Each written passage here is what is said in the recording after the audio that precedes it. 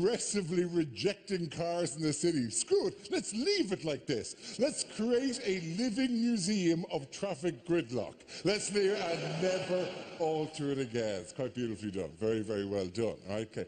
Now, the joy of it is, you know, if you've attended these things before, I'll be doing a lot of the talking, but you'll be throwing stuff in, and that changes the show and makes it happen. This is one of the joys of doing live stand-up, right? If you do a TV show and something goes weird or wrong, they make you do a thing again, or do another take of that, right? If you're doing a stage play, you've got a script and you've got to stick to that. This stuff, if something changes or goes weird, or you say a strange thing, or somebody kind of runs naked across the stage, whatever, right? You got to go with it. You got to commit. You got to commit to it. There are very few things in the arts in which you just have to commit. There are very few things in life in which you just absolutely have to go for one thing. One thing. When you rent a car in a foreign country where they drive on the other side of the road, and you're fucked if you're taking any instruction from the kid who gives you the keys, because you've been driving longer than he's been alive. So get into the car, Mary, and let's go. And the first road you drive on is a roundabout to a motorway, and you don't even know which way round the roundabout they drive in this country.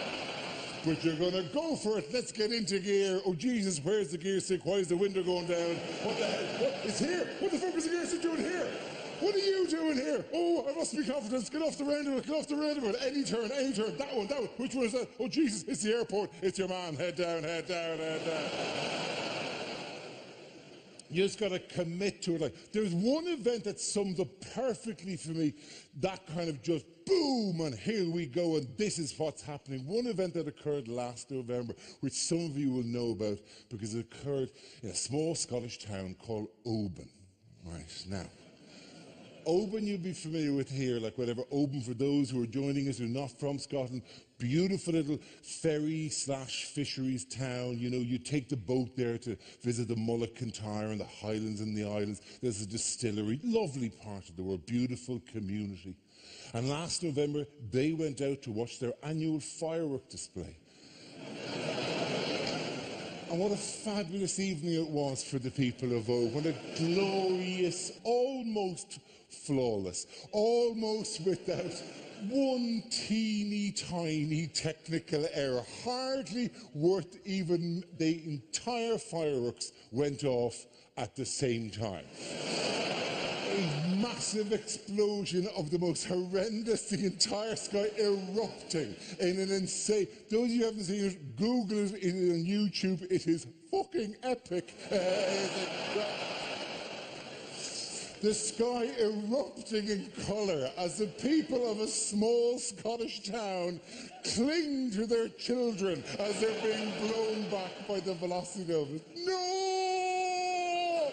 We're going into hyperspace. 47 seconds of the greatest firework display in history, immediately followed by 30 seconds of silence. And then a voice goes, "You can all go home now."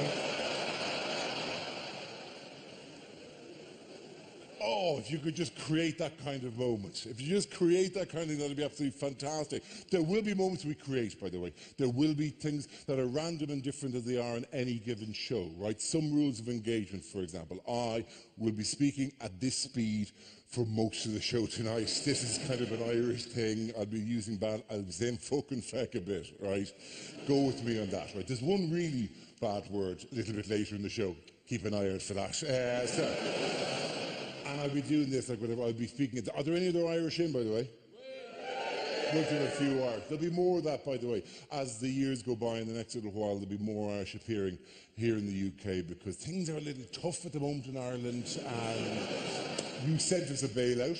Thanks for that. And we were supposed to spend it on whiskey and Welsh lamb and Kit Kats, and we thought, screw that, we'll just spend the money on tickets to go and live in the UK again. And so we were all right. Keep an eye out for the new Irish. Soft hands, soft, gentle. We've been working with IT hands. There isn't a construction worker among them, ladies and gentlemen. But when they get here, they'll take the gig. They will happily stand on your, oh yeah, I'll do that, no problem. And you want me to, you want that knocked through and then something, you want that put in, no problem, we can do that. That's not an issue. We'll get that done. Google it for Christ's sake. Bound to be a website somewhere that explains what he wants. Jesus. Well, translate it from Polish.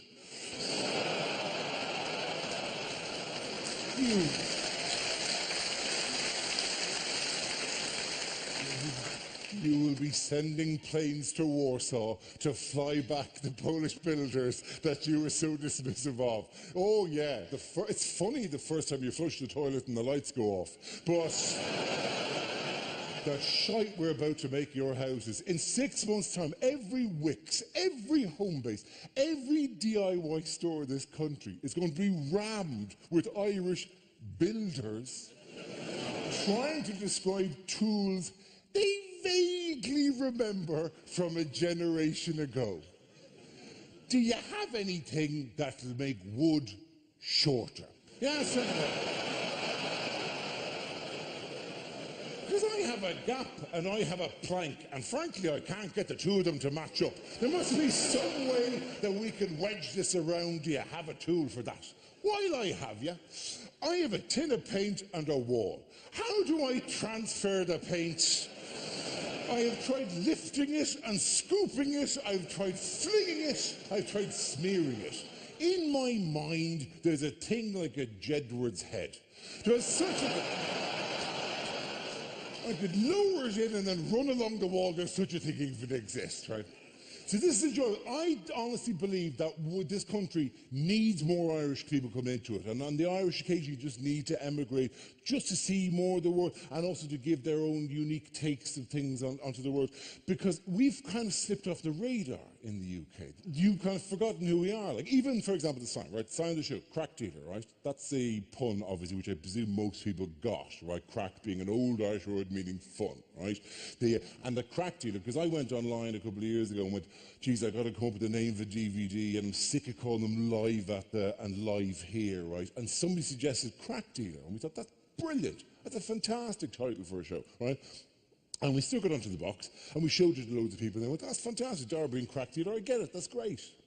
Apart from one major retailer in this country, one massive chain of shops in this country that said, no, we won't stock something called Craic dealer because it promotes drug use. As if people would walk into their supermarket, see a DVD with Craic dealer on it and go, Jesus, I'd love a bit of crack. It's really hit the spot round about now. I've been meaning to try it for years, and I was scared by the reputation it had. But if the man off the telly is selling it, then clearly they've ironed out those initial problems. Kids, will we have a bit of crack? Let's have some crack, Daddy, let's have some crack, Daddy, let's have some crack. Now, I'm not so unprofessional as to tell you which major retailer in this country refused to stock a DVD. I wouldn't dream of doing such a thing.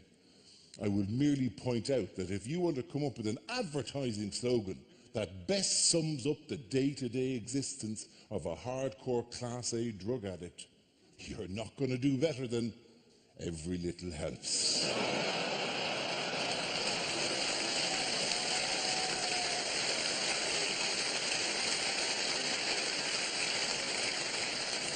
Of course, this may backfire on me anyway, because obviously the thing is, on the DVD box, there is always on the back of it a picture of the show as it goes along. So it means even if I keep it off the front of the box, the back of the box will have like tiny letters of Craic dealer, which surely they're not going to be happy about. And I should be more sensitive to their desires not to have had this here where they would see it. I mean, that is obviously, I've got to do everything I can to avoid them being embarrassed or angry by the words appearing in tiny letters and stuff.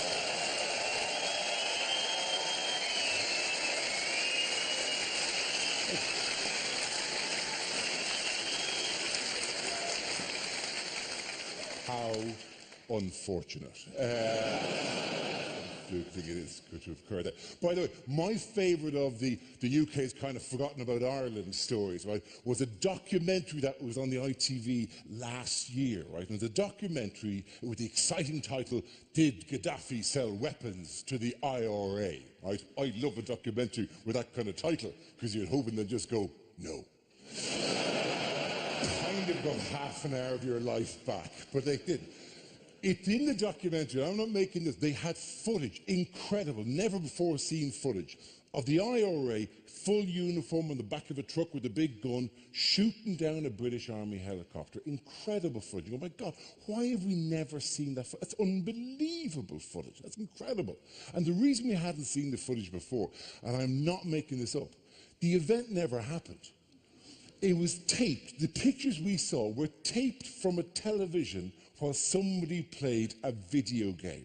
Somebody's playing Call of Duty, Modern Warfare, one of these things, of guys shooting down a helicopter, and it got sold to the documentary makers as found footage, like Cloverfield or something, right? And you're going, you Egypts, right? You're the ITV Current Affairs Department.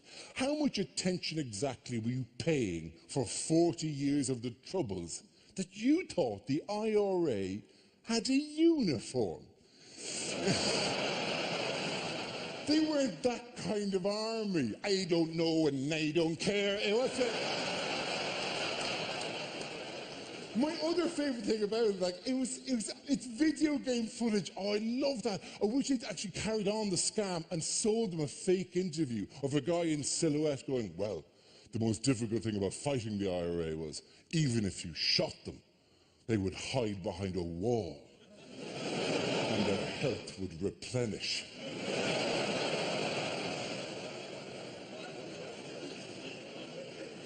And you could have an interview with the guy from the IRA going, well, the most difficult thing about being in the IRA was putting the Angry Bird into the catapult.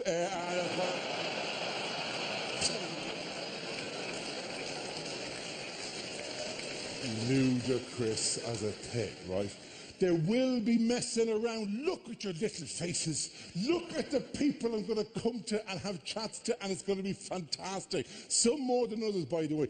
Don't be shy, by the way. Don't be just throw it out, whatever. Just go with it. Enjoy yourself. You people probably, like, you're quite young now. You this out here. How old was this group here? 24, 24. How old are you? Really? Who's younger than? Who's youngest? Who's young? Who's young? Who's young? You. 22. How old are you? 21. Any teenagers here? Any teenagers here, for example? You? How old are you guys? 19, lovely stuff. Right, you're off the hook. I'm not fucking talking to you, right? Because you know why? Because you've fucking done nothing. That's why.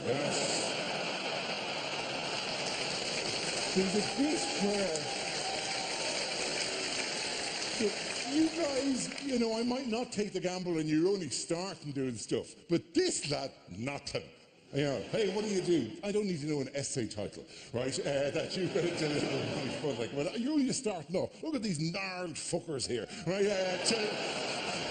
Far more interesting to talk to them. Because there is a point where always a comedian goes, hey, what do you do? And we do it like we have any clue, like we have any notion of the real nature of jobs. This is the rubbish we do, right? We don't know the actual 9 to 5, the commute, the tensions, the hierarchies, all that kind of stuff that exists when you work within organisations. We know none of that stuff, right? We have no skills in that world, nothing. This is all I have done. I would be gone. I got nothing transferable. If this ends, I got nothing, right? Nothing. I am institutionalised at this stage, right? I'm like that guy in Shawshank who ran the library. Sorry, I've lost you there. It was a film that was released in the 90s, much like yourself.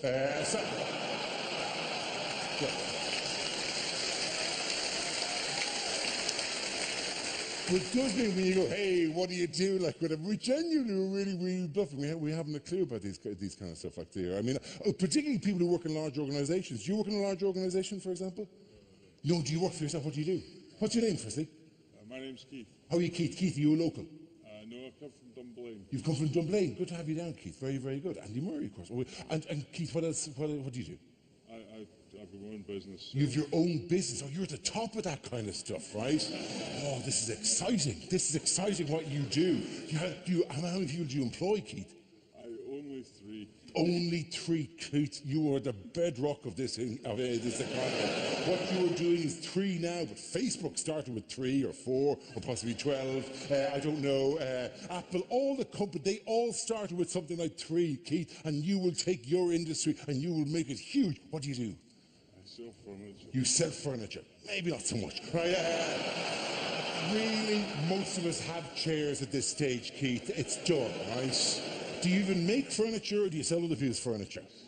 You sell other people's furniture. What's your favourite piece of furniture to sell? What's the big thing that's going out the door at the moment in Dublin? Hardly anything. Hardly anything, is it? Harsh, Keith. You say you've got 3. Is one of them looking a bit shaky at the moment?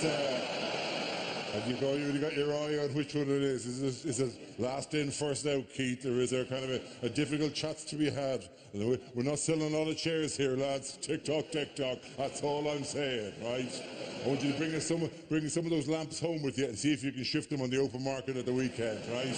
Back in the car, anything at this stage, like whatever. What's the thing that hasn't? Have you any ridiculous thing in there that you've never had to shift? How many beds do you have in the place, for example? A dozen or so.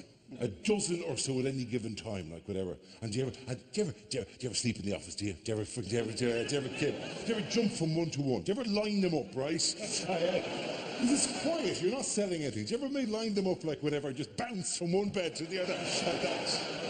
Have you ever come back and caught the lads doing that? They make little tunnels. They make tunnels, they make forts out of all the furniture. Oh, the fun they have when you're not here. When you fuck off down to Edinburgh to see the show, do you know what they've done with the place even when you were there? It's insane. Two of them are dressed as cowboys, the other dressed as Indians. They're firing arrows across the place. Shite, Keith's back, quick, flatten the beds. Well, how big are the beds? How small are the beds? What size do you sell the beds, my friend? Up to 7 feet square. Up to 7 foot square. What the fuck needs a 7 foot square? Possibly.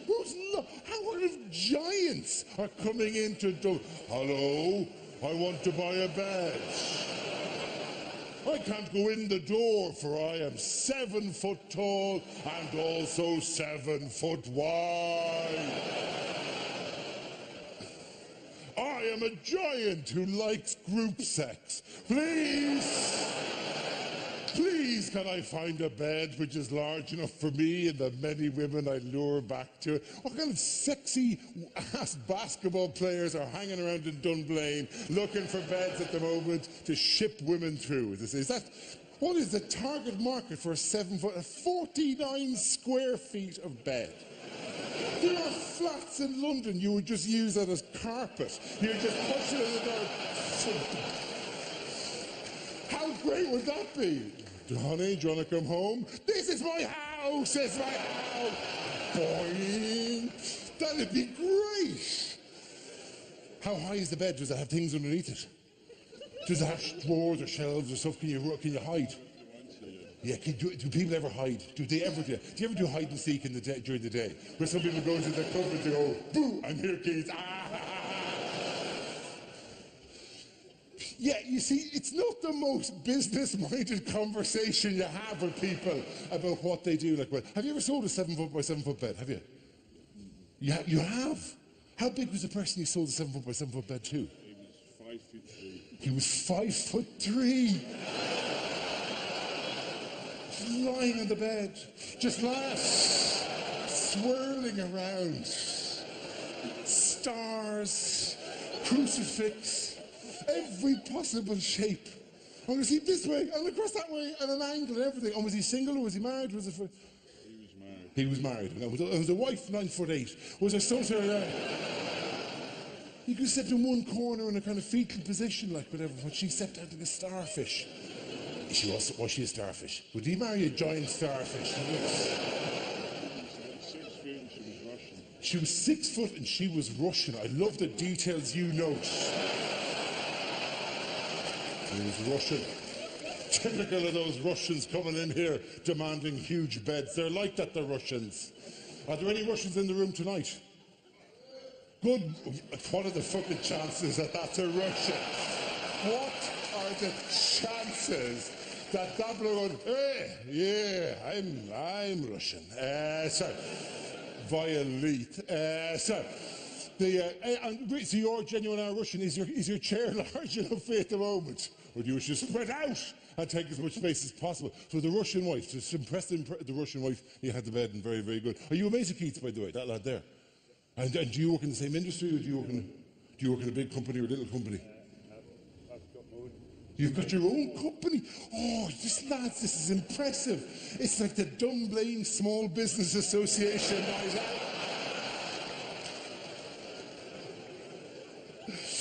Oh, it's like the Chamber of Commerce. It's promoting local industry in the Dunblane area. What? How many people do you employ, my friend?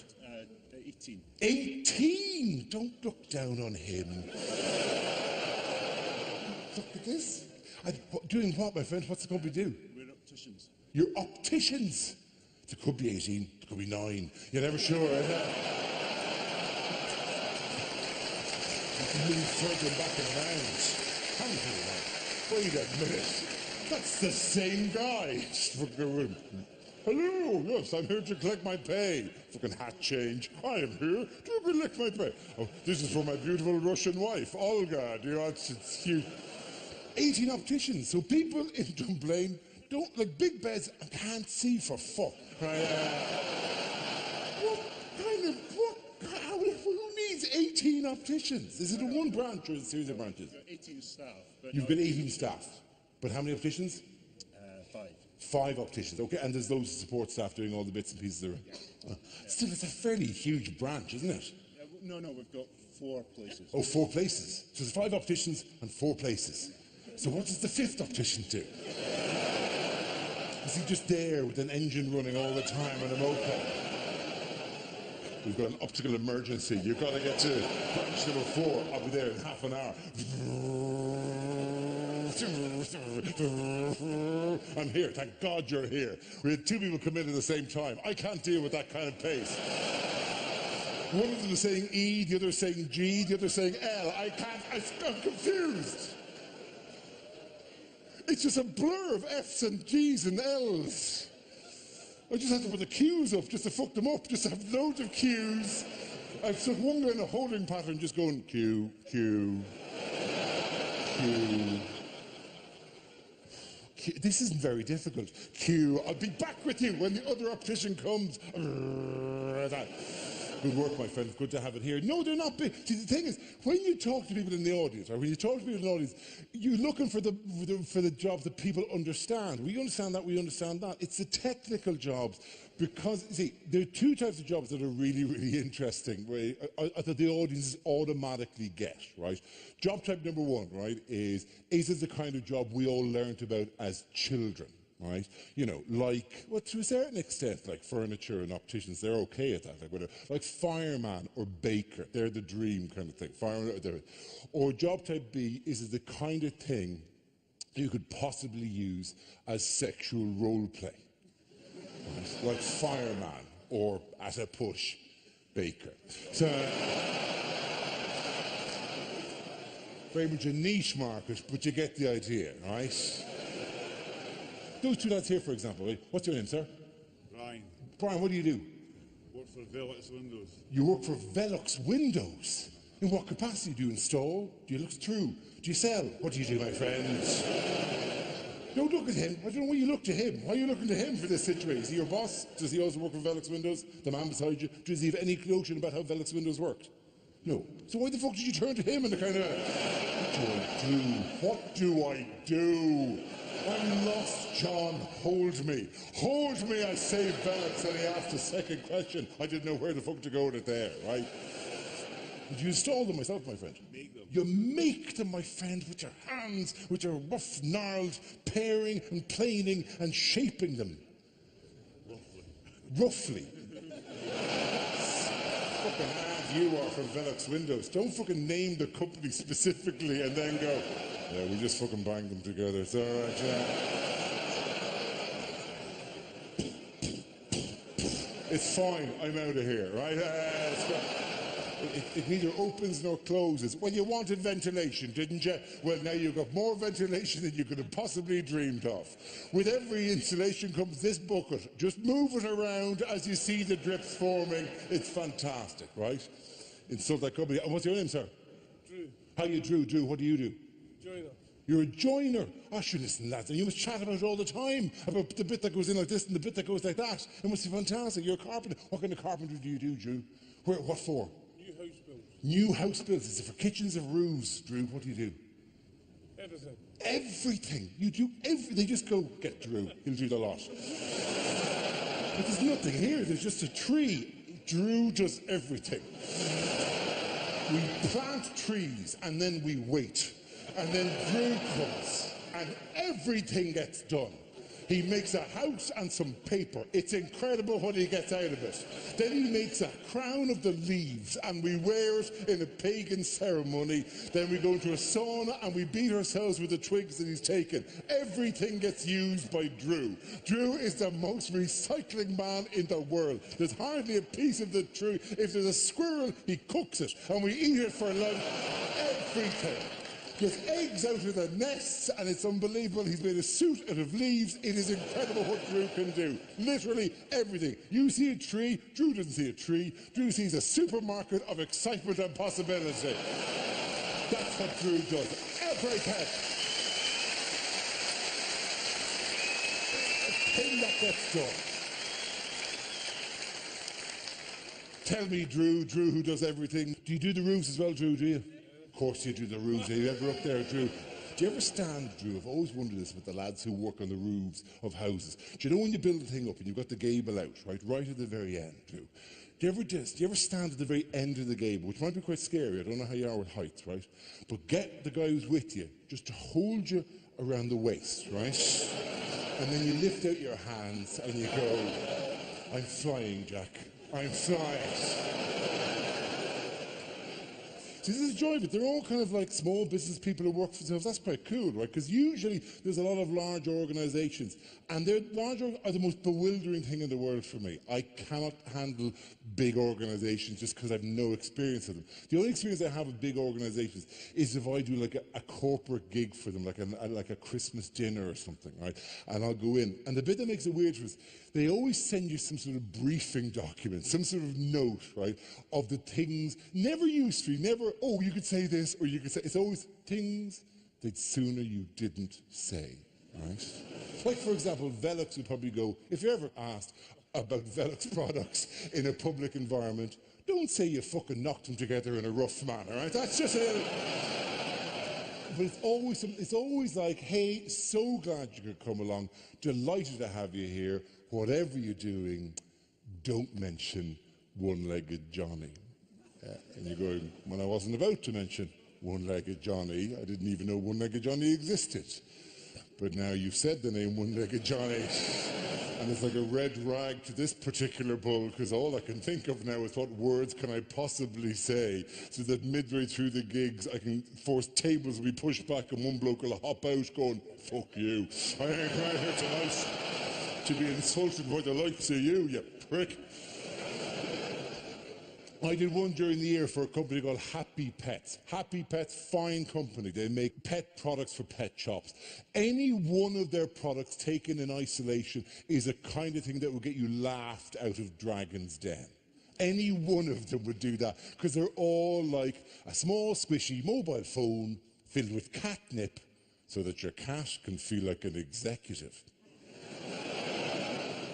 I'm out, right? They're all like that, right? But put them together in a catalogue, it kind of makes sense, right? So I'm there looking, I'm about to walk in, right? And there's a woman with my corporate liaison person, right? And she does a very typical thing of going, oh, before you go in, right? And I'm expecting one of these kind of, whatever you're doing, try not to mention religion, or try not to do any jokes about race, something like that, right? She goes, so before you go in, right? Better if you didn't mention, and I'm going, what? She goes, the RSPCA.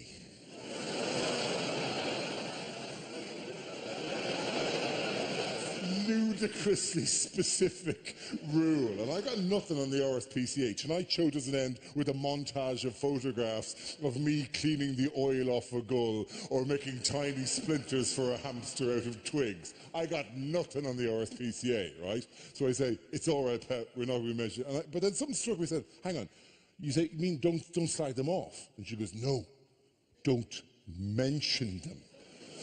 You're going, well, that's far more interesting now. Because that makes it sound that within that room, there's some sort of huge division within the room. From one half of the room, we think the RSPCA are an excellent organisation who do wonderful work with the little animals. And the other half, who think they're a bunch of meddling fuckers, who stop them at the end of a long day selling the pets, closing up the shop, taking out the tortoises and riding them like stilts. Now I shut that. They're a load-bearing animal, they can handle it.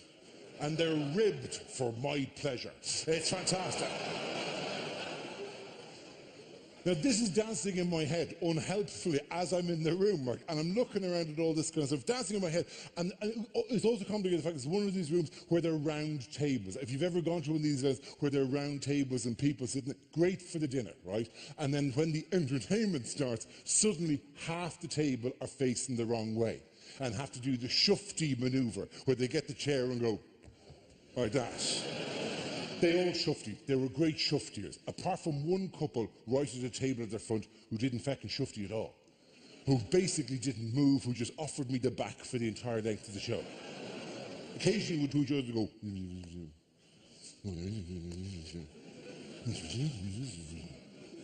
That's all I saw of them, right? Now, God loved them. I found out later they were Danish. They're from some Copenhagen pet shop. They had no clue what I was saying or why I was saying it. They just wanted to lie low and have this part of the evening move along as quickly as possible. But nobody told me that. So I just naturally presumed that they were the RSPCA. I spent the entire gig sneaking up behind them going, look at them, the meddling feckers. Badgers were born to fight, and they're walking away again. To the massive bewilderment of the rest of the room going, Jesus, what's his problem with the Danes? The Danes were particularly interesting about the Badgers. Would you let the poor Copenhagen couple alone, right? I did one of these big, there was a big corporate thing, and in the front row, there was supposed to be a famous golfer, right? And they said in the briefing notes, whatever you're doing, don't mention his super injunction. You go, well, I didn't know he had a super injunction because it's a super injunction. And then you put it into the briefing notes, and I'll be honest, I've already opened another window on the desktop and I'm furiously Googling the words super injunction Montgomery.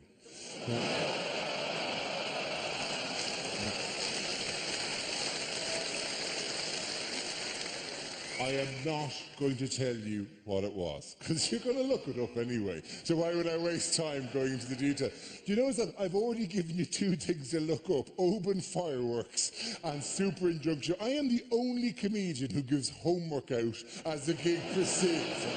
And it's entirely a test of character as to which one you look up first. Know that, right? And I'm saying that because I can already see pockets of light where people have slid the smartphones out and are checking for some form of 3G coverage, and they're going, geez, you dirty fecker.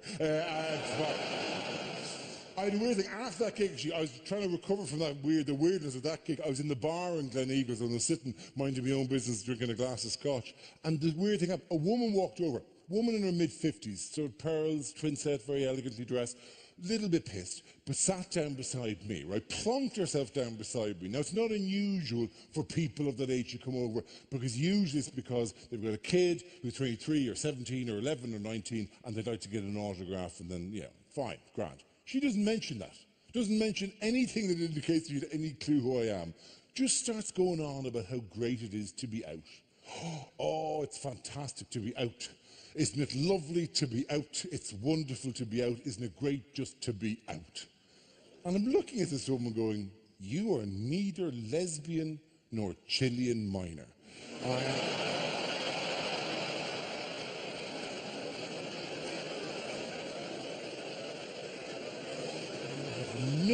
idea why it's such a huge achievement for you to be out. And then it goes on to, and I can talk to a man, she says, I can come over here. My friends say, why did you go over? You can talk to a man, there's nothing wrong with that. I can come over and talk to a man. And I'm going, oh my God. She's like a divorcee, and this is her first time out again, and just finding her feet in the social circle, and oh, I should be flattered, and I should be kind to her, but no, she's 55, and I was 39, and frankly, I'm sorry, I know I'm not the most stunning man in the world, but I'd like to think that this doesn't say second chance at happiness. It's unusual for a man to be we're supposed to accept our aging. I know men more than women have to, but nonetheless, no, it is just as weird, because men get feckin' tragic as we get older. Women, I know it's difficult, but men get ludicrous. Apparently all I have to look forward to when I hit me mid-50s is buying a pair of leather trousers and hovering around the back of a lap dancing club until the shift finishes in order to go, but please give me a chance, Aurora, this is real. That kind of shit, right? But Starburst, this could work. Starburst is a top quality name for a lap dancer, by the way. She didn't make a penny what she was called Opal Fruits. But the minute she changed it to Starburst, that cash came rolling in. That's the problem. If you're going to go with a lap dancing name, confectionery is a bit of a mixed bag, I'm afraid, right? Some of them work beautifully, okay? On the main stage, Candy and Bubblicious are on the main stage at the moment. And on the second stage, Double Decker and Tunnock's Tea Cake. Tunnock's Tea Cake is dancing for your pleasure on the second stage. It is one of those things that I'm 40 now, right? 40 with a couple of kids, which means that I am now the focus of a phenomenon which I hate, right? It's a thing that television producers do, right? And it's called Something for the Dads. Now, Something for the Dads is that really irritating phenomenon of putting in totty into all kind of shows, particularly family shows, because it's presumed it's the only way I'll keep watching if there's a bit of flesh on show, right? Like the dancers, the lady dancers' outfits in Strictly Come Dancing is textbook Something for the Dads, right? Oh yeah, I say that's the way you say it. Something for the dads, right? Filthy, dirty Sid J. Something for the dads, right? It is, because you sit down with your family and you go, oh, we're watching the bloody dancing thing. And you go, oh, there's nothing for me in this. Hello. Women on game shows standing next to prizes, Doctor Who's sexy assistant, weather girls. I mean, the presumption that I have to be kept slightly horny all the time or I'll get angry about it. I'm not horny. I can't concentrate unless I'm a little bit horny. What? Rain? Give me horniness so I can't concentrate on the rain. Irritating, right? I hate the Something for the Dad thing because it's patronising to men and limiting for young women. So, genuinely is, right? Yeah. And it may be just that I'm sensitive about that because, you know, I got littles. I got a daughter, and you get very sensitive. I got a daughter and a son, right? And it's one of these issues. The whole gender thing is one of these issues that's raised. Like nationalities and other things as well. I'm Irish. My wife is English. We live in London, but I want our children to be respectful of the two traditions that they came from. I mean, you'll understand that here, you know. You want them to celebrate that. Even when we're naming our children, I wanted their names to be respectful and part of the two great histories they came. My son is called Patrick Cromwell O'Brien.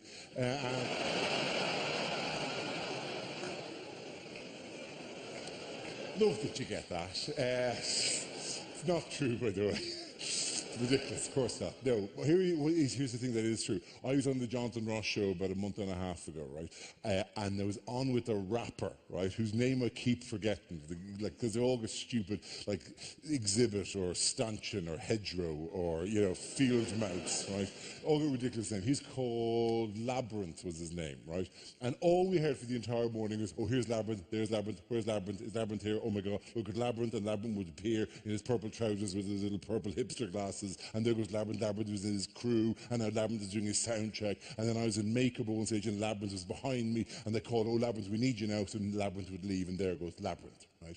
That's all we heard, bloody Labyrinth all day, right? And then he leaves, and it's just me and the makeup lady, and she looks at me and goes, "What a terrible name to give a child."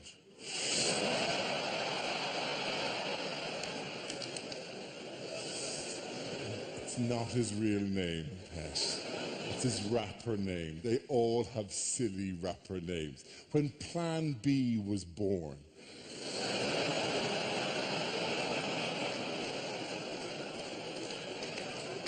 I don't think his parents, well, we wanted to do a few more years travelling. But we love our little Plan B, don't we love our little Plan B?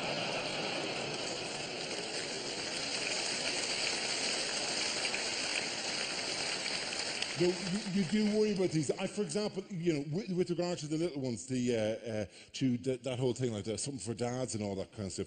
Yeah, I have two little ones, right? Two little ones, a boy and a girl, right? And I don't know if I'm giving away anything here on behalf of the parents of this particular generation, right? But we are so putting all of our investment into the girls. All of our efforts, all of our resources, all of our hopes rest with the girls. The boys are great. The boys are great with their energy and their wrestling and their running into things with their fucking heads. It's fantastic.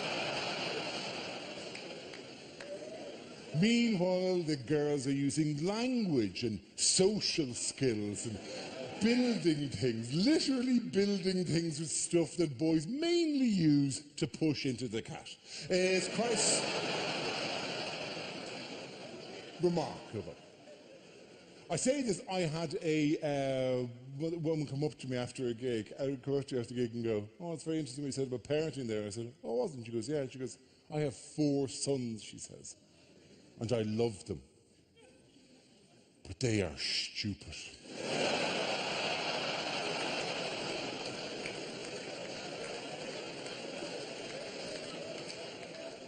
Everything is a missile. Everything, she said. She said her major dream at the moment is to have an ensuite bathroom that she knows she can use, and fully assured that at no stage previous to that had any of the sons been into the ensuite bathroom and just done basically what I'm doing now, just forgot what they were doing and wandered around and just decorated the entire room before finishing and walking away, right? She said she got up one night, was walking through the house at night for something, tripped on a toy, hit her head off a counter, got back to bed, got up the next morning, made breakfast for the 4 sons, then went to the bathroom, right? And when she went to the bathroom, she for the first time saw that she had a black eye, a shiner, a proper 8-ball, right? Not one of the boys had either noticed it or, more worryingly, felt it worthy of comment. They'd all just gone, "Yeah, more Weetabix."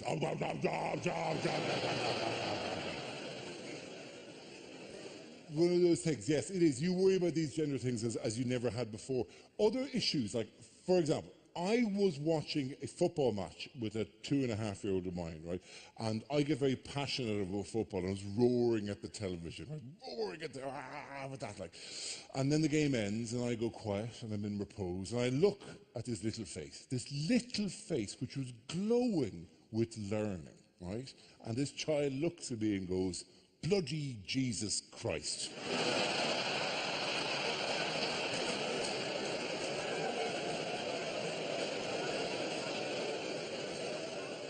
And my wife goes, "Dara." And I said, "What? We're atheists.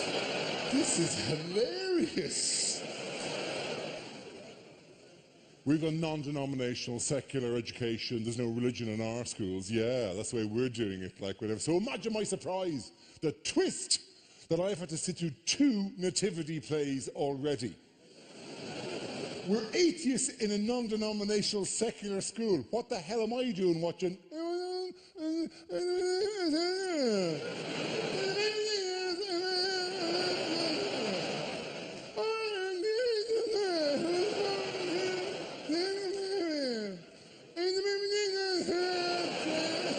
There's by the way, a crib under the baby Jesus here, right?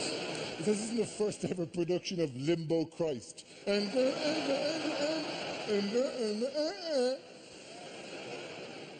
My objections are predominantly theatrical rather than theological, but I got to sit through a lot of these things on tiny chairs in school halls, right? It's not comfortable. And I'm saying to my wife, why are we here? And she's going, Dara, it is a Christmas story. And I'm going, there are lots of Christmas stories they could do, right? They could do a Christmas Carol, a delightful Christmas story. It's a Wonderful Life, a beautiful, Die Hard. Die Hard.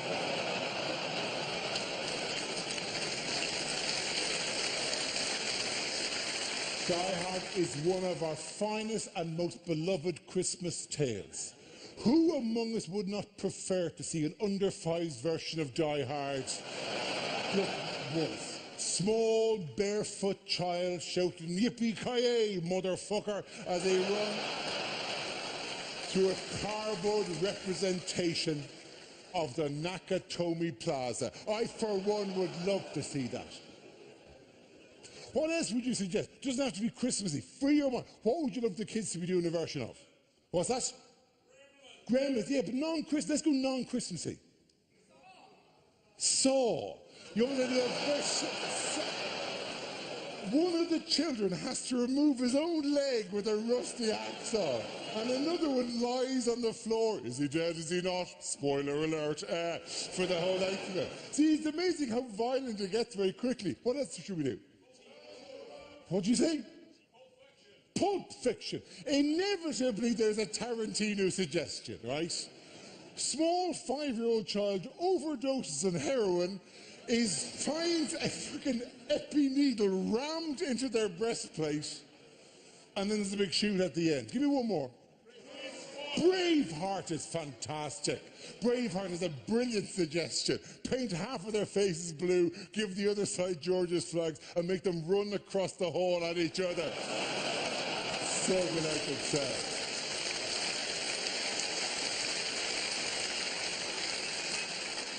I love this game. We've had everything people said, the Godfather trilogy, which I think is possibly a little ambitious, all 6 Star Wars films, Kill Bill volumes 1 and 2, right? Inception was a particular favourite of mine. There'd be layers of it, and at the edge, people were moving incredibly slowly, and then in the middle. It's a great game, except in Birmingham, where a man in the front row went, Basic Instinct.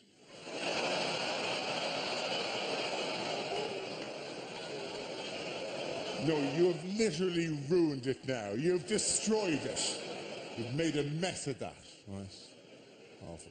Listen, I give out about the nativity plays. There was a nice moment. There was a nice moment because they were really quiet, and you know, even an old hard-hearted old cynic like me, there was a presentation of the baby, and they all leaned in, and it was all very quiet and still and nice. And then one voice at the back of the room goes, "Bloody Jesus Christ."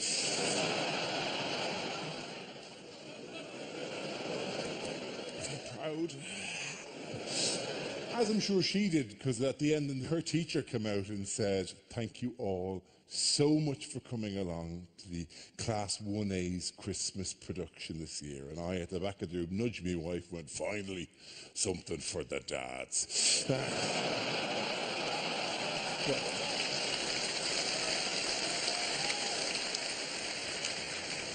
Obviously, there's a bit of dabbing down to be done at this point. It is, of all the many reasons to possibly do or not do a DVD in Edinburgh, nobody ever said, "Oh, Jesus, no, the heat. The heat." Did you not know Edinburgh is tropically warm? You can't possibly do a DVD there. You'll be baking, it'll be dripping off you. That in there. Anyway, where was I? One of the joys, by the way, playing this kind of room, this proper, big, huge theatre-type room, is you see the other shows that are on are all musicals and they're all big shows and other things. A lot of the time you're playing with, you know, cover bands and psychics, a lot of psychics. I was in Wolverhampton a couple of weeks ago, and there's a book you have to sign at the end. Hey, thank you very much for the nights here. And I flicked back to a couple of pages to see who else was there. Derek Acora was about 10 pages before me, and his message was quite sweet. He just wrote, "Got away with it again."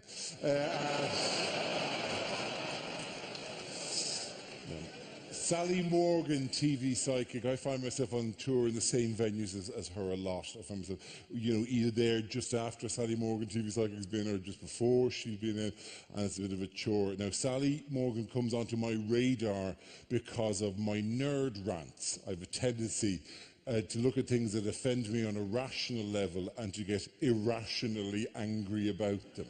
Right? My current favourite nerd rant at the moment, thing I'm irrationally angry about, is the Dettol no-touch antibacterial soap dispenser, which pisses me off. I'm sorry, for those who are unfamiliar with it, it is a soap dispenser that you wave your hand underneath and it squirts out the soap, thus saving you touching that plunger, which is even touched by your family. Pox-laden creatures like that. And you certainly don't want to be catching any bacteria in the microsecond before you wash your fucking hands.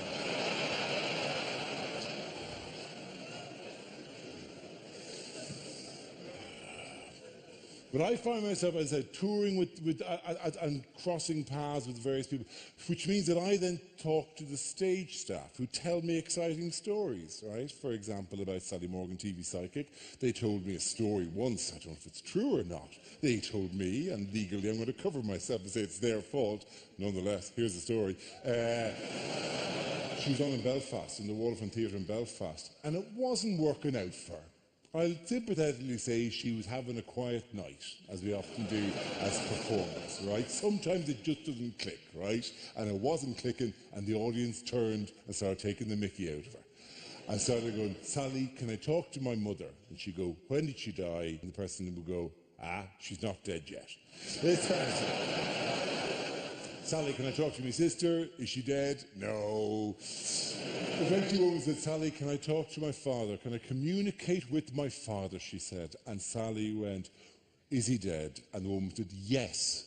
And Sally stood on stage in front of 1,800 people in the theatre in Belfast and went, "I'm getting an image, I'm getting a vision of a man's coming through." When the woman in the audience went, "No, he's here, sorry."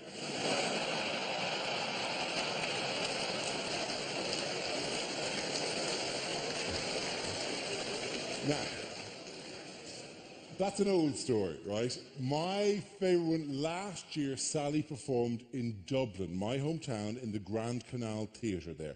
And the day after she performed, people phoned in to a radio show to say that they thought that they had heard technical staff saying things at the back of the room just before she said them on stage, right? Now, this sounds very dramatic as a takedown. It wasn't as impressive as the Belfast one, because it was in a show called The Joe Duffy Show in Ireland, and frankly, if you'd heard it, it was all very, Joe, Joe.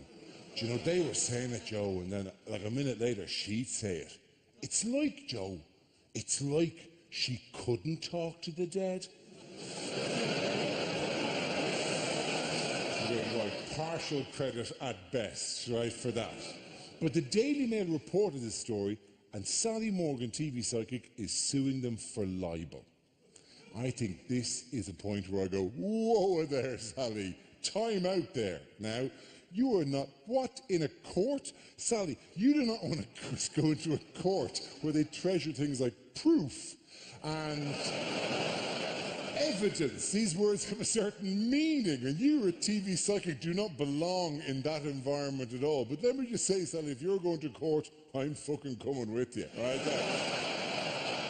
I would give anything to appear as a witness in Sally Morgan's court case. In a witness in her defence, she would not be expecting that. Oh, yeah, I would go, "Oh, Your Honour, I'm here to defend Sally Morgan.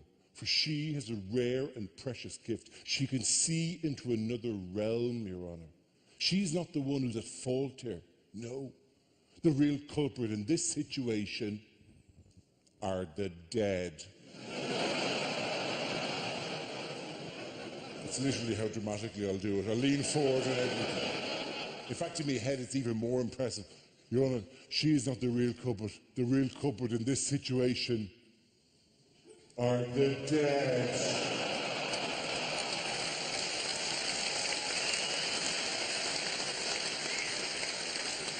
The dead, Your Honour. The dead are making Sally Morgan look like a cunt.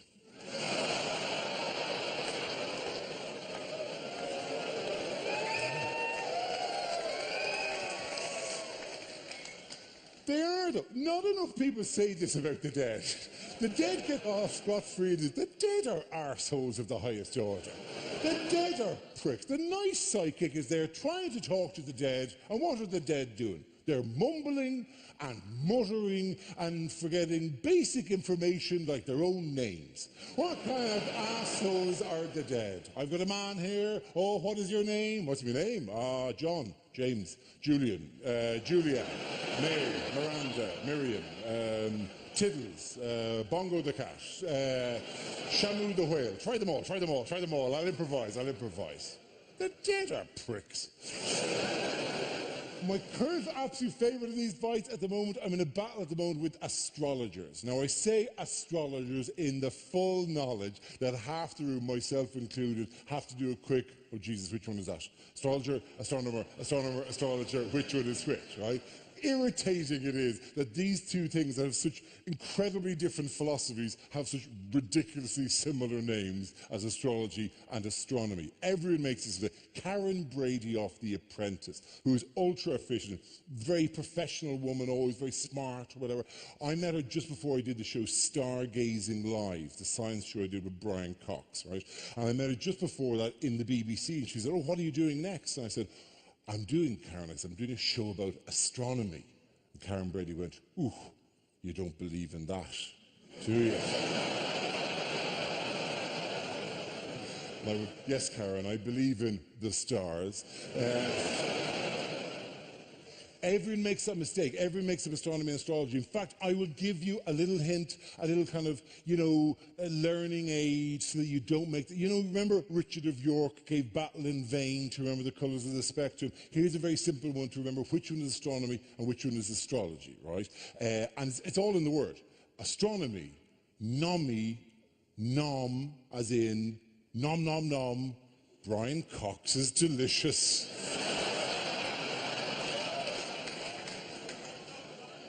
Astrology, logy, log, a unit of poo.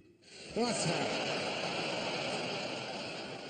Anyway, we got into a fight with astrologers because on Stargazing we had a model of the solar system at one stage, and we had all 8 planets out, and we were going to show that basically it's rock, rock, rock, rock, gas, gas, gas, gas, right?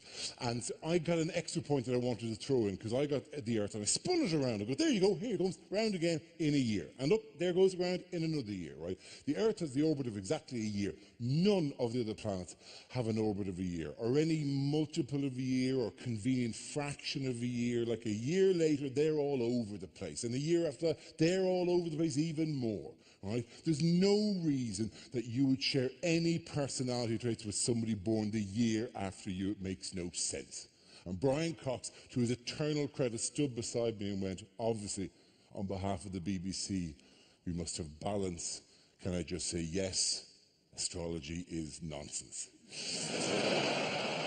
And we got a million letters from angry medieval soothsayers, furious that we weren't giving them due credit. And on Twitter, they tweeted me going, oh, if you're a real scientist, you'd be more open-minded about the evidence. And I'm going, well, lucky for me, I'm a fucking comedian.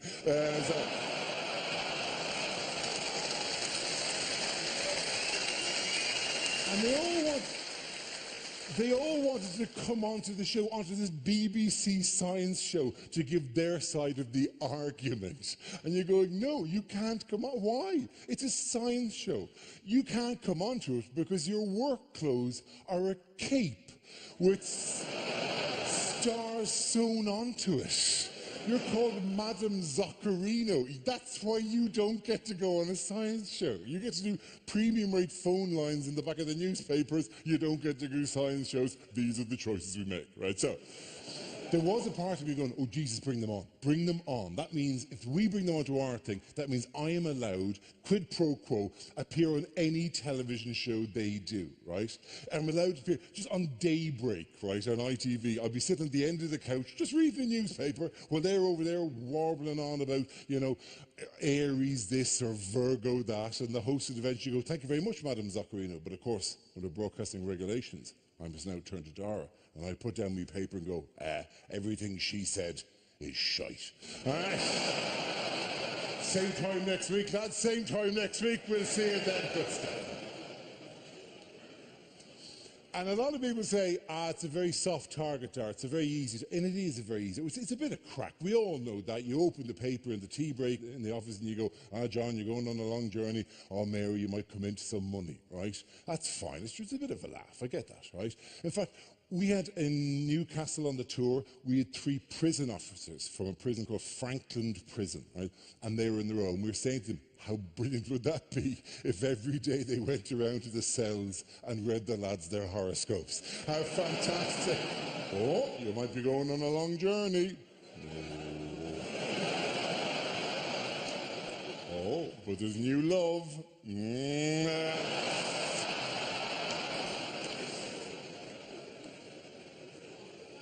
It is a soft target, but here's why I'm quite doing it, because they took a complaint against me. The astrologers took a complaint against me, and they submitted it to the BBC, and they did another one against Brian Cox as well. And every time the complaint was rejected, they'd resubmit the complaint so that it had to move up the levels. And I kept going up and up the levels of the BBC, all the way to a thing called the BBC Trust, which is like the head of the BBC, right?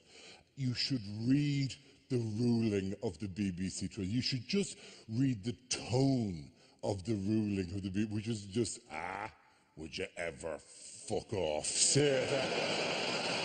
What? I've got to worry about this. I've got all of Mexico complaining about Top Gear. And this. Shite about this. Because the bloke who runs the BBC Trust is an old Dublin lad going, Jesus, stop it. Ask me, you big prick. Sorry, just one for the doves. Sorry. But anyway, yeah, so they took the complaint, fine. So if you want to fight, you'll have a fight. Let's have a fight, very, very straightforward. Here's my argument against them. It does take, you have to come with me a little bit, but I know you will. A lot of people, this is how it starts, a lot of people are very down on racism. Do you like pausing at that stage and feeling an audience go, where's he going with this? Unexpected twist, isn't it? Very down on racism, and they'll say that racism is one of the worst social evils they can imagine. How dare you do that, they say. How dare you ascribe to me personality traits? You don't even know me, but you tell me that you know me and you know these things about me. And you say I share these personality traits with this huge group of people and I don't even know them, you don't know them, and you say not only do we have these same character traits, but we have some sort of common history and some common destiny. And you make all of these horrible presumptions on the back of what? On the back of a fluke of birth. How dare you do that? What? Oh, Capricorn.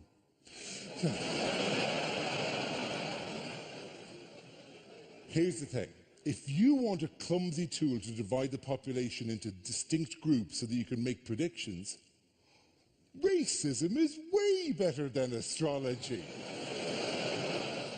In fact, if you remember nothing else from this gig, if you wake up with everything else thump out of your head, remember just that fragment, even out of context, where I went, racism is way better than astrology.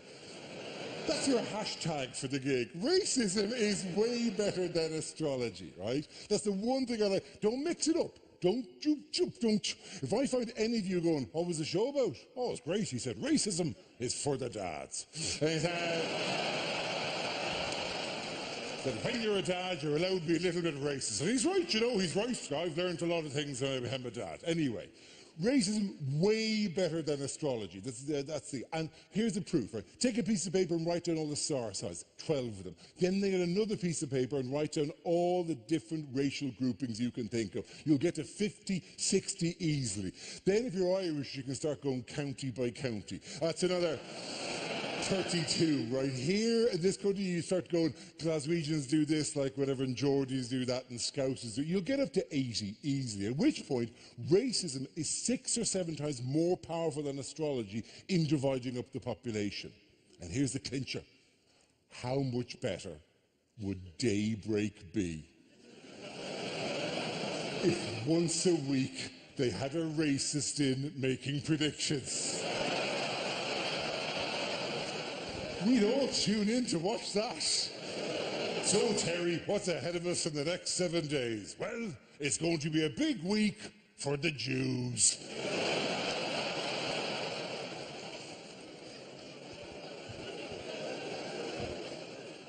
That's my racist face. So I love that. I am a nerd. I'm a nerd. I'm a tech nerd as well. I quite like watching us scrabble to keep up with technology. I quite find that funny.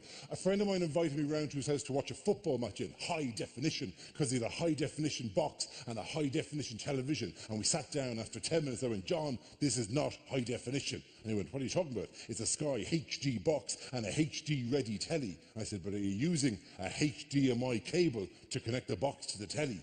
And he went, what's a HDMI cable? I know, you're ahead of me. He was using a SCART. I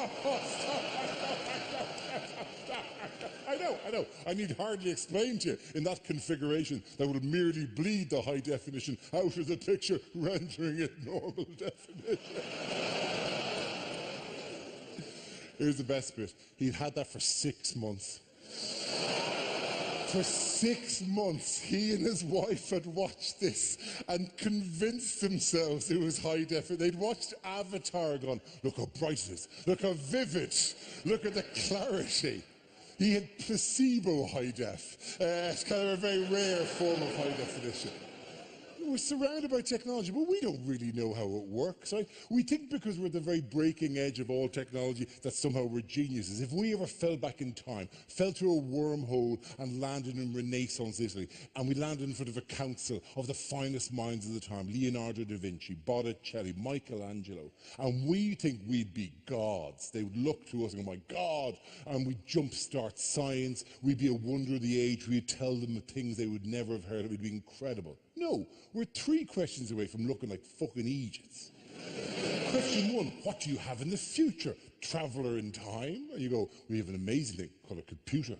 A computer sits in the room, and we have these in all houses in the world, and it sends information all over the world, and it draws information in. My God, they say sketching furiously. That is amazing.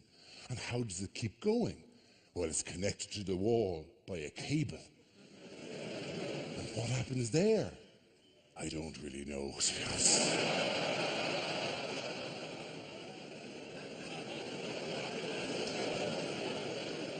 They've tried to explain it to me any number of times. I've never really got it, to be honest.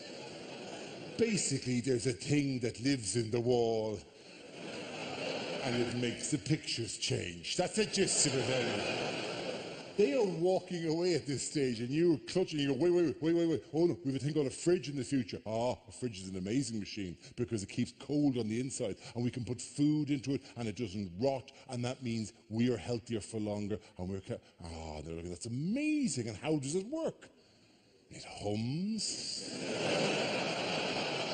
And the humming is in some way related to the cold. What keeps it humming? That's connected to the walls. Is this the same thing that made the pictures change? Could be. Name a simple machine we use every day. Microwave is the simplest fucking machine you could think of, right? What house of the future do you live in where the simplest machine you have, I'll just go to the microwave, on my jetpack. Simpler than that. Kettle, toaster, very good. These are the kind of... Could you imagine explaining a toaster to Michelangelo? You take a piece of bread, you put it into the machine, you press down, and you wait. And what happens? Does it double the bread, quadruple the bread? Does it change the bread into other foodstuff, just ending hunger? Does this machine stop famine? No, it just makes toast. But we can make toast. We hold bread up next to a flame on a fork. Ah, but this does two sides.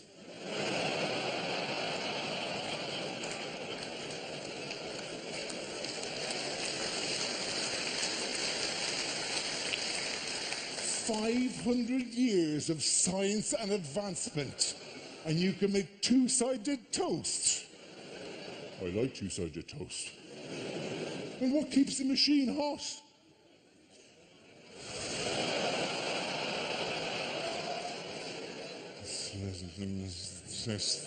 It's connected to the wall. All right, a non-electrical, simple non-electrical machine we use every day. Toilet, of all the things. Could you imagine explaining a toilet to Botticelli? Gather your robes around you, you sit down, you evacuate your waste into it. Then you press a button and it's all taken away. Where does it go?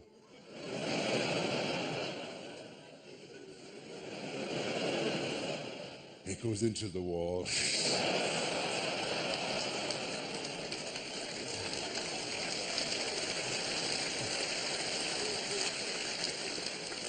Does it feed the thing that makes the pictures change? Yeah, whatever. See, I love that. I love the fact that people get bewildered by technology. I love the fact that people get really negative about it, like this is something wrong about this. Twitter. I'm very fond of Twitter, for example. I think Twitter is great fun. That title came from Twitter. It creates a community and jokes get passed around, like whatever. Twitter is really good, for example, because it's allowed up to 40,000 people to contact me directly and tell me I look like Gru from Despicable Me. That has been... Hate the round of applause that gets every night. But I think Twitter's fantastic, and for that kind of, and just also people say there's something like unnatural with the form of communication. It's brevity. It's what we do. Brevity is the very soul of wit. We've known that for 600 years since Shakespeare. It is brief and to the point. If you're a comic, you love that. You love a thing that will just explain in seconds. I had a routine I used to do about what's the stupidest thing you've ever done in your holidays, right? I've retired it. I've almost entirely rested it because it was one. It was one in January by one bloke from Killarney, right? Just nailed it, right? Now I just ask to set the bar, right? Simple thing, all I want is the first line, what's the stupidest thing you've ever done in your holidays? Went to the wrong place, loving that. What was that just occurred there? Went to the wrong place again. What did you step woman at their shout? The man at the shout? Married your wife. Oh. The thing is, up there, this woman going, oh, did you get a big laugh? Did you like that? That was funny, what's that?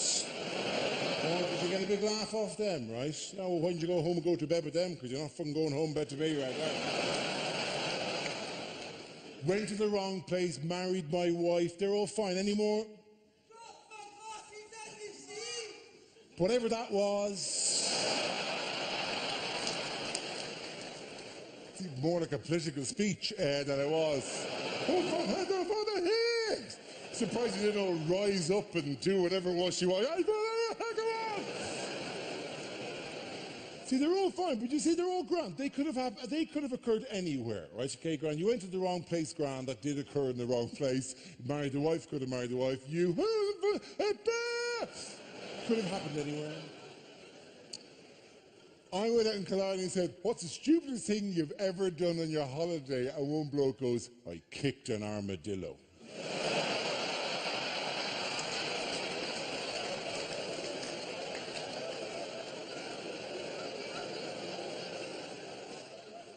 That is epic, my friend. I said, why did you do that? And said, I don't know. He just walked out in front of me. I didn't know what the fuck to do. He was on like a jungle trek, like a guided tour of the wildlife, with a local guide showing him in a kind of and this is the nest of the such and such, and you can see the tracks there, and occasionally those birds will find their fruit there and they'll bring it down, all this kind of stuff. And in the background, he's standing next to a bush, and an armadillo walks out, and he just goes, oh, fuck, and just hoofs it. Properly, poof.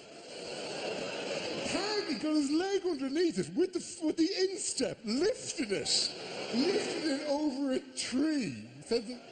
See, I don't know what I find more exciting about that. The face of the local guide going, don't kick the fucking wildlife. Or if the armadillo going, this is a bad day for me.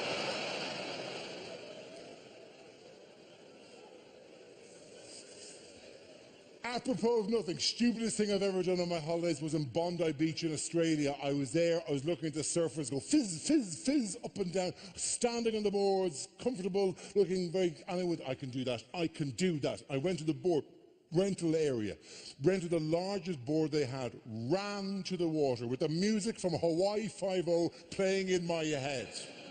Ran to the water. It's amazing the minute you hit the water, it instantly goes from surfboard to bar of soap. Slump out of your hand. And then there's an interesting moment of tension, because when they rent you a surfboard, they strap it to your leg. So it goes, and then you go as well. Drags you out of the water, you're hoping nobody spotted you, run back in again. Every time I tried, thump, gone. Then thump again. There's 20 minutes of watching this thing disappear off and yank me with it, right? Now that sounds as if it's just embarrassing, but no, it's actually painful, because the underside of a surfboard has 3 bloody razor blades stuck onto it. They're meant as guides or something, but the bloody thing keeps cutting across your thigh every time it shoots out of your hand. I've got all these scratches and nicks and dinks. After 20 minutes, I looked like some weird emo chick, just into the water, all these tiny little cuts. I was bleeding into the waters of Australia. Luring sharks into Bondi Beach, right? But I kept trying. And once as I ran into the water, I caught a wave coming at me, right? Just about shoulder height. Very important in that situation. Surfing 101. Very important. When that happens, lift the board over the wave. Or break the wave with the pointy end of the board. Don't do what I did, which is hold the board up flat towards the approach, in an effort to somehow deflect the Southern Ocean away from myself. I managed to harness the entire gravitational pull of the moon. Oh, Jesus! Gone, right? Now there's a man looking at me and laughing. Just standing there in his trunks, laughing at me.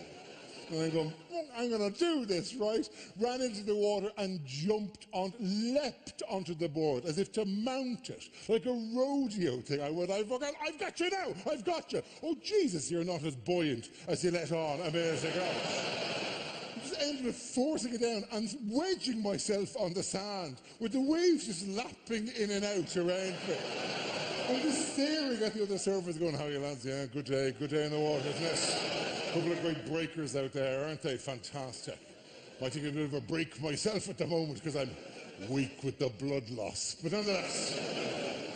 But I always wanted, I had to walk past your man. I picked up the board. I walked past the man who was in tears laughing at me at this thing, right? And I walked past the man and I vividly remember, this is a completely true story. I walked past the man and just kind of went, oh. And your man looks at me, and in the thickest accent I have ever heard in my life, just goes, ah, Jesus, Dara, we Irish are shite at surfing.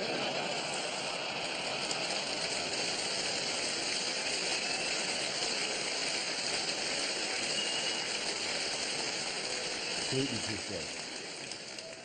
Where was I? Oh yeah, the technology. I was talking about the technology. See, the joy of it is one of the things what I love about Twitter, for example, is just that instantaneous community. We all see an event occurring and we all react to it, and we have our water cooler moment there and then, right? And I think it's fantastic. It's good if you're all watching the same kind of television show. It's particularly, like, it's very good for political events or big. I mean, last summer during the London riots, it was very evident as well. Did you watch the London riots?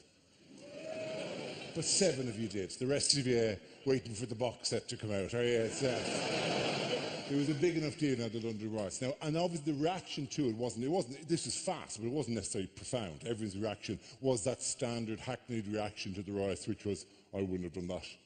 look at those children. Those 16-year-olds are feral. I wouldn't have done that when I was 16. I wouldn't have done it when I was 16. I wouldn't have been phoning around organising riots at 16, because when I was 16, we had one phone in the house, and it was in the sitting room with the television and the couch. And there's literally no way you can organise a riot, and that's, yeah, we're having a riot. It's going to be amazing. I'm on the phone. Leave me be. I'm on the phone. Yeah, we're going to smash the system. We're going to destroy capitalism. It's going to be amazing. Yeah. Please, I'm allowed to make calls as well. It's a private call, right? Yeah, I'll see you in town in half an hour. Yeah, see you in town in half an hour. Yay, very good. I need a lift into town.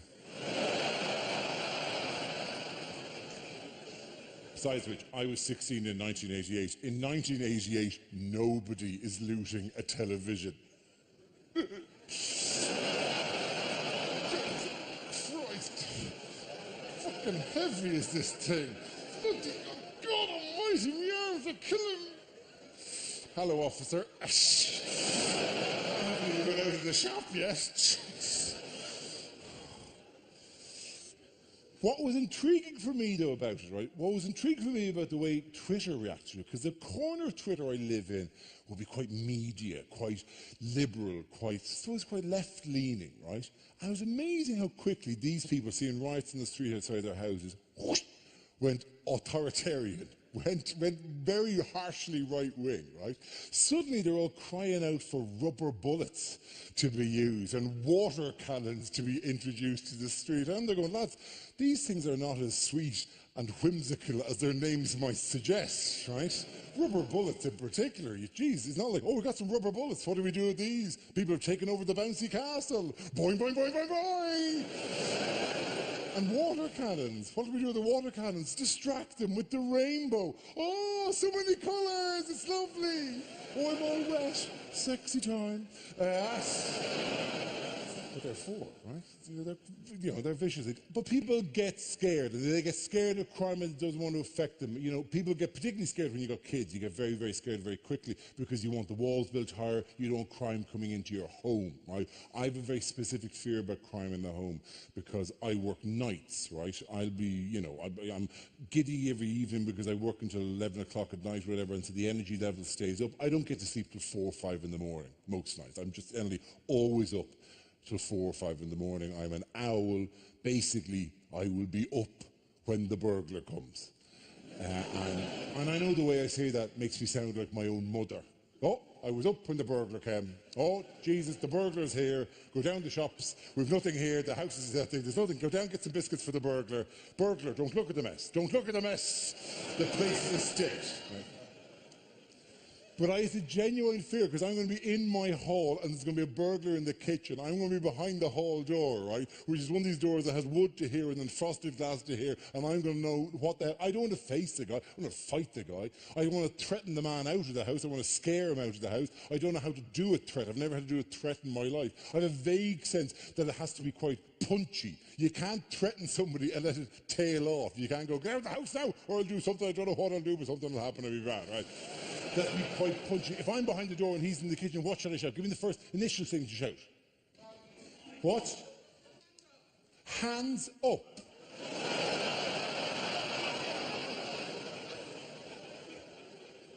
Hands up. And then go, wait, why? With what are you threatening me? Oh, bluff. You've called my bluff entirely there. I got nothing at this stage, right? Do you have a gun in the house? No, of course not. So hands up might not be the thing to shout, right? You've a mallet. Why do you have a mallet in your house? When I moved house, I found my camping mallet. Oh, you moved house and you had a camping mallet. What burglar's going? Oh no, a camping mallet, and you're going to run through like Donkey Kong. You're going to run and hit him like that, like that. How big is the mallet that you have? The head's about that big, but how big is the handle?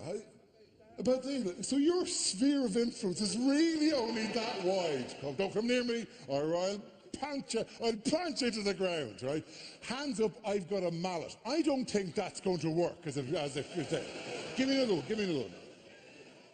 What'd you say? Get tea fuck.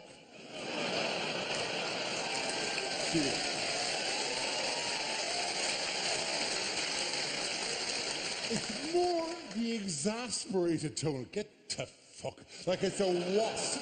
Like you're at a picnic and you're going, get to fuck.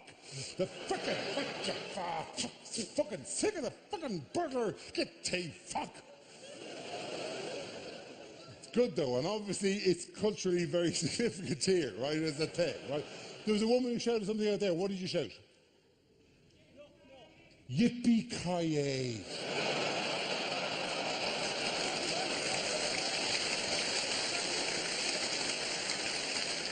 The hope that he'll go, oh Jesus, Bruce Willis is here. Hidden somewhere in the vents above me, he's bound to sneak around. What did you say down here? Knock, knock. Knock, knock.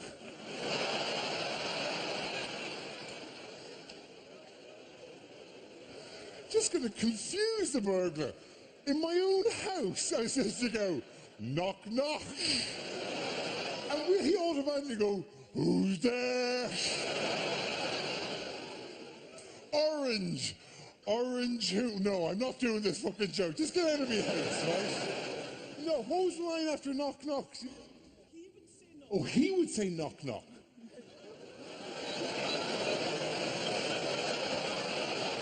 Why would he say knock, knock? Have you missed the point of this game entirely? I'm trying to get the man out of my house. I'm not wanting him to put on a bit of a show, right? Oh, while you're here, you can tell me some jokes, burglar. Then you can have the DVD player. Let's start with a few classic knock-knocks. Knock, knock. I've heard it before. Oh, shite. Why would the burglar go knock, knock? How polite are the burglars in your part of the world? Knock, knock, I'm the burglar. Just wanted you to know I'm here. I'm stealing some stuff. Don't let them put it in you. I know you're watching the television. Okay, bye-bye now. Bye-bye, I'm the burglar. By the way, I'm the burglar, right? Fantastic. I'm not sure how much of a deterrent it is either way, right? See, the key is, once you get past the get T-fucks, right, then you're into thinking of, I'm in the hall, what world can I create in the hall to scare the guy away? What world can you create? I was in Cork and I made the mistake of going, what world will we create behind the door? And a bloke in row 3 with genuine excitement went, Narnia.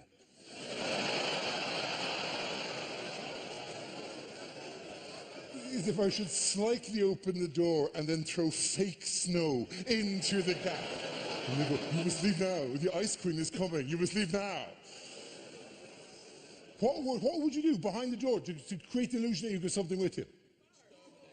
What did you say? Exterminate. No one has suggested being a Dalek behind a door, right? Exterminate! Exterminate! More obvious than that, what did you say? Bark! Bark, of course, like a dog. Yes, you'd have to want to bark like a dog. Let's hear it though. Let's hear you do, right? Right, I'm the burglar. This is the door. This is the door. I'm rooting through your stuff when I hear this. None of the rest of it out. None of the rest of it out. I hear this noise.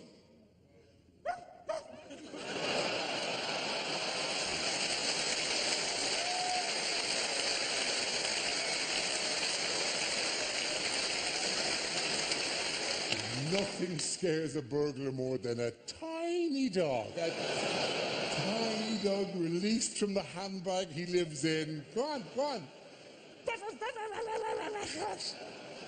You can kick an armadillo, you can kick that fucking dog, right?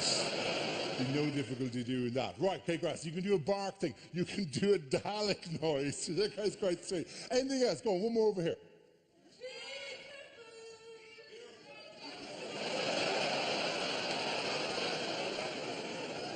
I'm sorry. My attention is entirely being got by that was the scariest thing I have ever heard in my life. Is it just me, or is that woman going, peekaboo? The most frightening thing you could possibly... What kind of fucked up horror movie? The doll is alive! Peekaboo!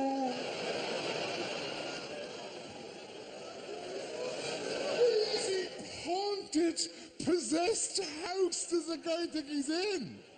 Should I put a plate on top of a fishing line and wave it around as well? And peekaboo, I've got you. It's a lot scarier than knock knock, isn't it? Knock knock seems like a long time ago now, right? We are wrecking the burglar's head at this stage. Why don't we play Jack in the Box music? Dang, dang, dang, dang, dang, dang, dang, dang. Peekaboo! You're mine now.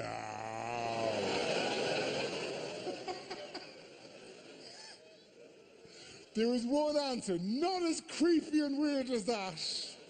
There's one answer that always appears in Ireland, interestingly. This is intriguing to me. Always appears in Ireland, and it would 100% work at getting an Irish burglar out of an Irish house. It never gets shouted in the UK. Ever has it. What? You're just shouting every fucking... Oh, I'm waiting for potato to be shouted at this stage to let the stuff that's been full roared out. What did you say down there? Jesus is watching.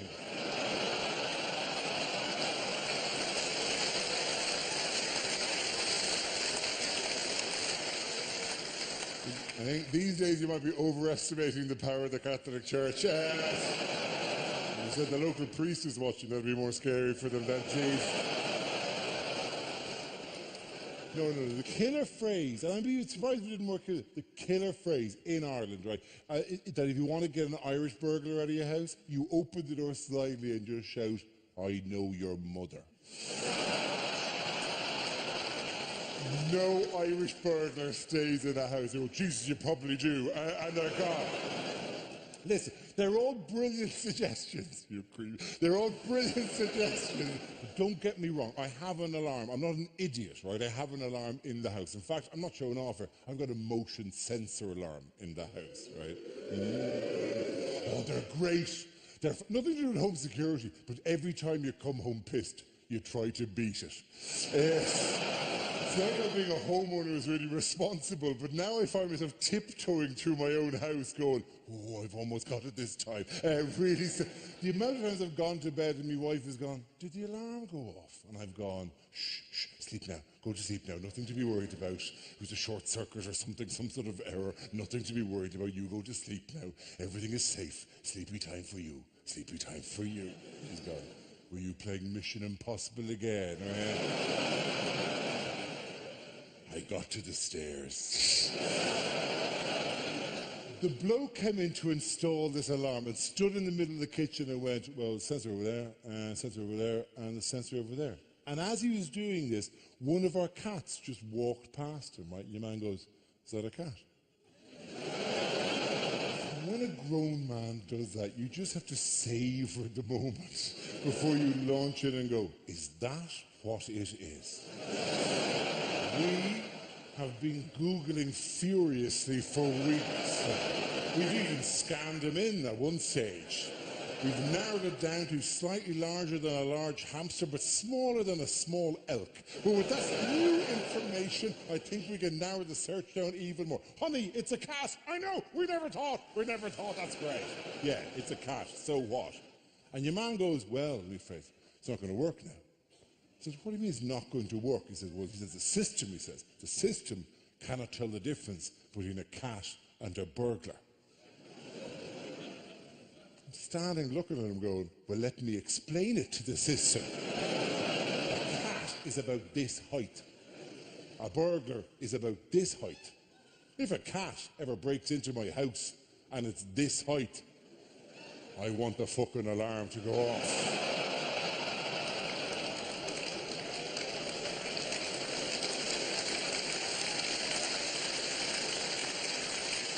I don't want there to be any debate, any pause. I want the alarm to erupt into life and go, wah, wah, wah. Get up. There's a saber-toothed tiger in your kitchen. Get up. Jesus, there's a tiger in the house. Relax, he's found the Frosties. We've bought some time. If your system cannot tell the difference between a cat and a burglar, rip it out, my friend, and we will dangle a piece of string from the ceiling. And in the morning, I would come down and find the burglars batting distractedly at the string. And I would just open the back door and get out, Fridget, get out! Sick of the burglars coming in here every night. It's the bloody neighbours' burglars. We're infested with them. It is a digital alarm system, I said. Can I not just upload a sound file to it, like an MP3 of a voice going, intruder, intruder, intruder. No burglar stays in a house if the house goes, intruder, intruder. But it filters delightfully because cats don't move. I've leaned over me cat and gone, intruder, intruder. And the cat has just looked up and gone, I am on the phone. A friend of mine said, that is amazing. If you could upload any music, you could upload the Benny Hill theme tune. How epic would that be? A burglar breaks in and suddenly the house goes... Naturally, you run down in your underwear from bed. Around the burglar, back out into the hall, back in again, with you, 2 girls in stilettos. Something for the dads.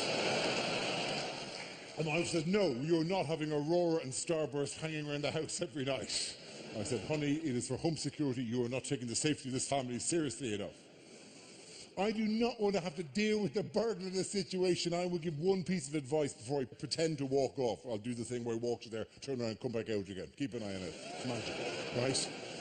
One final piece of advice. If you're ever facing a burglar in your home, do not be fooled by the propaganda of the frying pan industry. If you hit somebody with a frying pan, it doesn't go dong, and the person goes, oh, that. There is no setting for stun on a frying pan. There are 2 settings on a frying pan. You're either going to hurt and anger them, or you're going to fucking kill them. So now either you've got a burglar in your kitchen going, what the fuck did you do that for? Or you're in your own garden, digging a grave with a frying pan. You're dragging the corpse, you're patting it down. You're looking at your own hands, which are covered in soil and blood and brains. You're going, oh my God, so much evidence. How can I get rid of it? If only I'd bought the Dettol no-touch antibacterial soap dispenser. Ladies and gentlemen, it's a pleasure talking and walk you here. Still walking here. Walking you here. Almost disappearing. And going back again.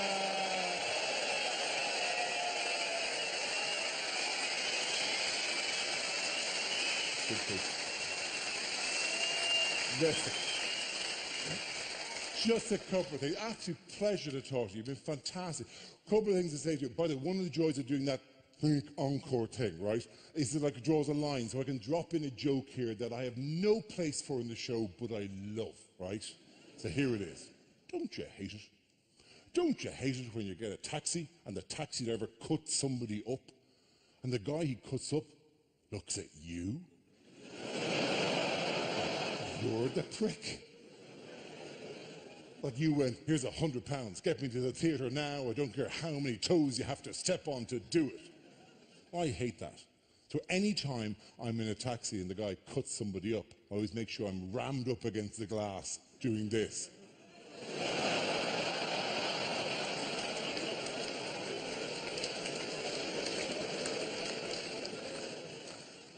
I'm going to leave a couple of quick stories. I was on a train in London, a tube train in London, minding my own business, right, coming back from a football match, and a group of lads, about 20 years old, got on, right? And one of them really loudly went, oh, look, look, pointed at me and went, it's your man, look, look, look, look, look. And I'm there going, oh, here we go. And he went, it's Dermot. No, that's Dermot O'Leary you're thinking of, I know. It's very easy to mistake us. Yes, Dermot O'Leary. And your man plonks himself down and then weirdly looks at me and goes, who do I look like? Like, apropos of nothing, right? Who do I look like? And I'm going, look at him. Convenient now, he looked like James Corden. He was a spit of James Corden. So I went, James Corden, right? And your man goes, no. I said, who do you think you look like? Your man goes, Matt Damon. He looks about as much like Matt Damon as James Corden looks like Matt Damon, right? But I, a brilliant wit that I am, immediately went, yeah, Fat Damon. Sorry. But I immediately got, this is the only thing you can do in that situation, I immediately got off the train. Yeah, Fat Damon, ha ha ha, good night, very good, ha ha, goodbye, shum, mind the gap, ha ha. What fucking station am I at? Because getting off at least meant he didn't bring out the phone, because he would have had every permutation of his mates. He had that look in his eye of someone who's going to take a photograph of every possible thing to capture the moment. Phones are great, but God, sometimes. There was a piece in The Guardian not long ago, and they'd seen an interview with Paul McCartney, where Paul McCartney said he can't finish a meal without people constantly coming up for the photograph on the phone, right? And The Guardian were quite snarky, right, about it, and quite, oh, Paul, if this is the worst thing you have to face with your millions. And you kind of go, probably was a hassle, you know. Paul McCartney's the 8th most famous man in the world. We'd all want a photograph of Paul McCartney if we saw him, right? I'm the 9,000th most famous man in Ireland. I can't finish a fucking pint.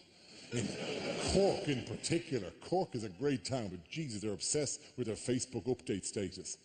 If I go for pints in Cork, the following day I could flick through Facebook, and in the correct order I could watch a stop-motion animation of myself.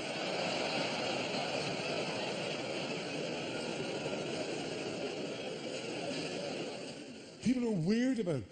Husbands come over with their wives and they push the wife over to you, right? And you're left standing there with the wife. And then they stand really close with the camera, right? And you know the way those little screens, I'm 6'4". Often there's a foot between me and the woman, right? And so on the screen, it'll be just the bottom of my face and the top of her face. So I naturally sort of lower myself in to make a more pleasing photograph, right? 50% of the time, the woman panics and starts to lower as well.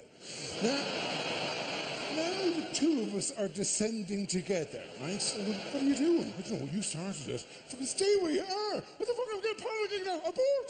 Abort.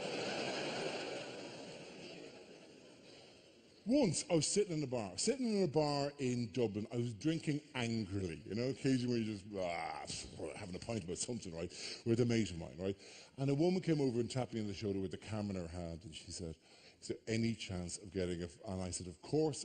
And I took the camera off her, put my arm around her, held the camera at shoulder's length, and went click, click, click, flash, and I had it back and said, there you go, have a lovely day, right? Away you go, back to her friends. I turned to my mate, who was laughing. I said, what is so funny? This is what you have to do now, right? It's what you have to do. And he said, I'm not sure it is really, to be honest. I think she just wanted you or anyone to take a photograph of her and her friends.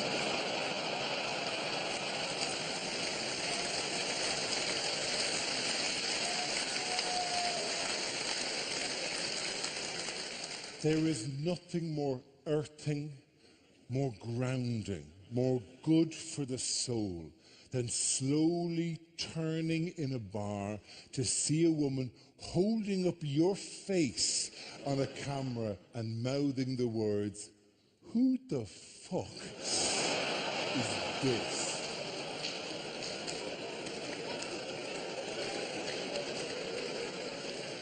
Who is this man who insisted I be photographed?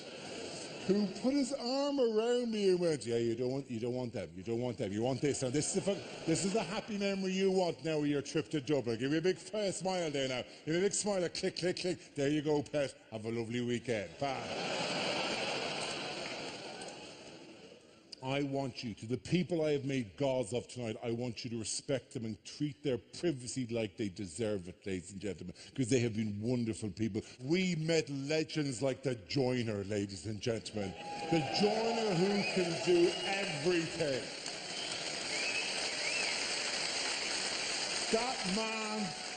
That man must walk through parks, and if he sees a dog being let, what are you letting your dog do? I'm just letting him pee on the tree. What? But it's just a tree. It's not just a tree. It is everything. ladies and gentlemen. Even as he looks at me, he's stripping the wood in order to make other things. He's a master. Give it up for that man, ladies and gentlemen. And beside him, the winner of the game of what job works best as sexual role play. And you wouldn't have presumed it would be the Velux window installer.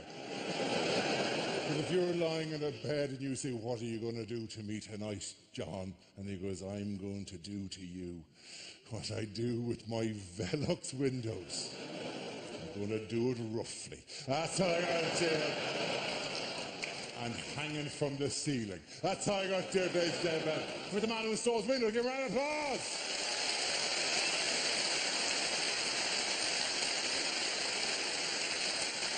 Of all the things we heard, ladies and gentlemen, just one more time, the most blood-curdling possible way we can imagine. Could you imagine you break into a house, all you want to do is steal some food to buy some heroin? It's an honest enough transaction in your head. And all you hear is this ghostly voice go... Fucking, you're all getting in on it now, aren't you? Very impressive. But do you know who I really feel sorry for? I feel sorry for... You know, the guy who has to go to his wife going, I've got to go now. She goes, don't leave me. Don't leave me to go. And this job is killing you. This is the loneliest job in the optician world. Just sitting on a mountaintop on a bike, waiting for the call, with your chart on your back, ready to go at all times. And he looks and goes, honey, I am number 5 in a company that's got 4 shops. That's the way it works for me. And until I earn it or kill numbers 1, 2, 3 and 4, I will be the world's loneliest optician. He is the boss that created that man. Give a round of applause, ladies and gentlemen. But more than that, this economy needs to be turned around by small businessmen who are willing to gamble, ladies and gentlemen, willing to play